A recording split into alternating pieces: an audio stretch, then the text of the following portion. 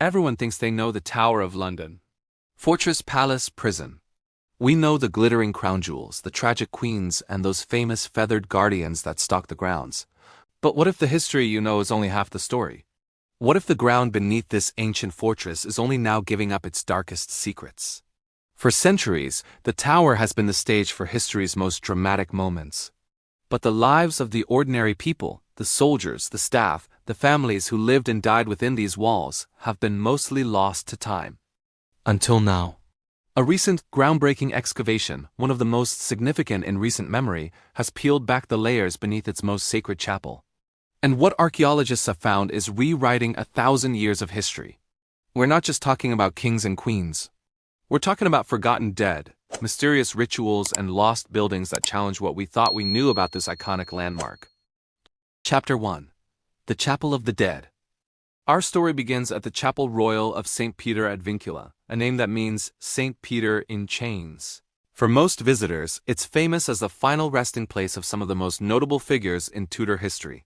3 beheaded queens of England, Anne Boleyn, Catherine Howard, and the 9-day queen, Lady Jane Grey, are all buried here. Their stories are legendary, their graves a somber pilgrimage site. But the truth is, their burials are just the tip of the iceberg. While public fascination has always focused on these famous prisoners, the chapel was also the parish church for the entire Tower community. For centuries, historians knew that ordinary people were buried here, but the sheer scale of it remained a mystery.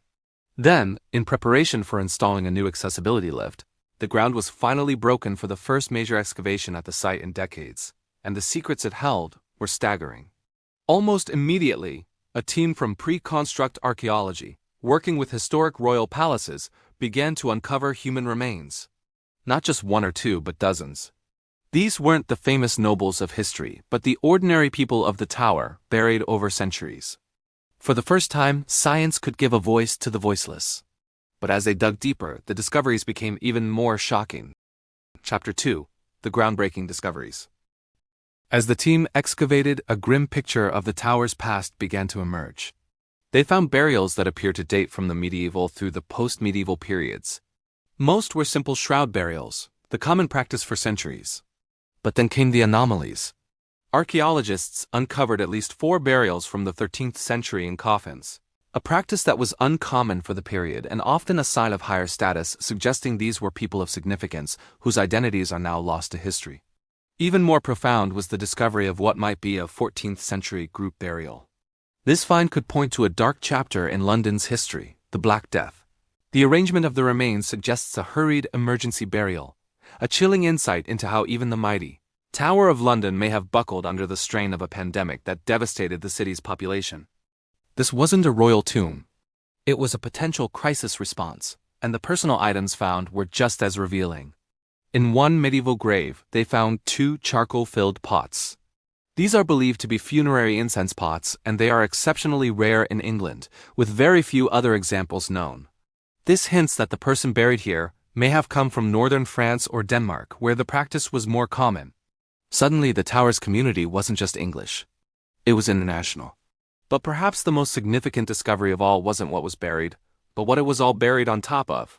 As the archaeologists went deeper, they hit stone foundations. Then a layer of ash from a massive fire, and below that more foundations. They had found the lost chapels of the Tower of London. Chapter 3. Rewriting the Timeline. The current chapel of St. Peter ad Vincula was built between 1519 and 1520 during the reign of Henry VIII.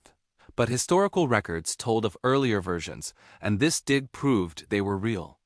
The team uncovered a layer of ash and charred remains from a great fire in 1512, which destroyed the previous chapel. Beneath that, they found the foundations of a church built by King Edward I between 1286 and 1287. And digging even deeper, they found evidence of yet another chapel, possibly built by Henry I in the 12th century, a building that hadn't been seen by human eyes for over 750 years. What this means is revolutionary.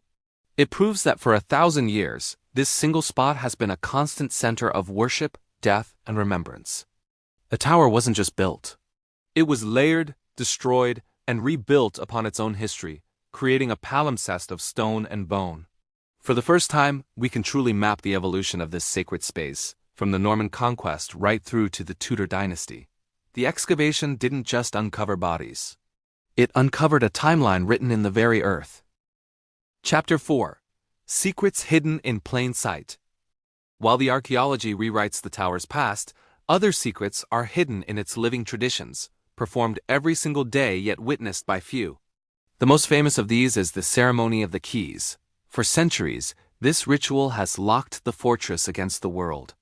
A traditional origin story links the ceremony to 1340, when King Edward III supposedly arrived at the tower one night and simply walked in, unchallenged. Furious, he is said to have ordered the fortress locked securely every night from sunset to sunrise. And so, every night since, at exactly 7 minutes to 10, the chief yeoman warder emerges, carrying a lantern and the king's keys. He meets an armed escort, and together they lock the ancient gates. As they march back, they are stopped by a sentry's challenge. "Halt! Who comes there?" The chief warder replies, "The keys." "Whose keys?" the sentry demands. "King Charles's keys." "Pass King Charles's keys," the sentry declares. All's well. The chief warder then raises his Tudor bonnet and proclaims, "God preserve King Charles," to which the guards reply, "Amen." As the clock strikes 10, the tower's official account holds that the ceremony has been performed almost without fail for centuries, delayed only once during a World War II bombing. It's a living piece of history, a ritual connecting the modern-day fortress to its medieval past. And then there are the ravens. The legend is famous. If the ravens ever leave the tower, the crown will fall and Britain with it. This story is often attributed to King Charles II in the 17th century. But here lies another untold secret. The dramatic prophecy itself is most likely a Victorian flight of fantasy. While ravens as natural scavengers have been associated with the tower for centuries, modern historians have found that the specific legend of the fallen kingdom seems to have taken wing in the late 19th century, possibly born from a Victorian love of romantic folklore. So while the Raven Master and his flock are a cherished tradition today, the ancient prophecy they represent may be a more modern invention, a secret hiding in plain sight. Conclusion. The Tower of London has always been a place of power, intrigue, and death. We've long been captivated by the stories of its famous prisoners and the ghosts said to haunt its ramparts. But the real secrets of the tower are not just in the stories of the powerful, but in the forgotten bones of the ordinary. The recent discoveries beneath the chapel of St. Peter at Vincula have given us an unprecedented window into the lives of the everyday people who formed the true community of the tower. We now have clues about their status, their health, and even where they might have come from. These finds, combined with living traditions like the ceremony of the keys, transform the tower from a static monument into a dynamic living entity. History isn't just a collection of famous dates and names. It's a complex, layered story, and sometimes you have to dig to find the truth. The ground beneath the Tower of London has proven to be a treasure trove, not of gold, but of stories. It reminds us that for every famous queen buried in the chapel, there are dozens of others, nameless, who served the fortress in life and are now, finally, having their stories told in death. The biggest secret of the Tower of London was never about the crown jewels or royal prisoners. It was about the 1,000 years of life, worship, and death hidden just beneath the surface, waiting to be discovered. What other secrets do you think are still locked within these ancient walls? If you want to see more historical mysteries unraveled, make sure to subscribe and hit that notification bell. Let us know in the comments which Tower of London story fascinates you the most. Thanks for watching.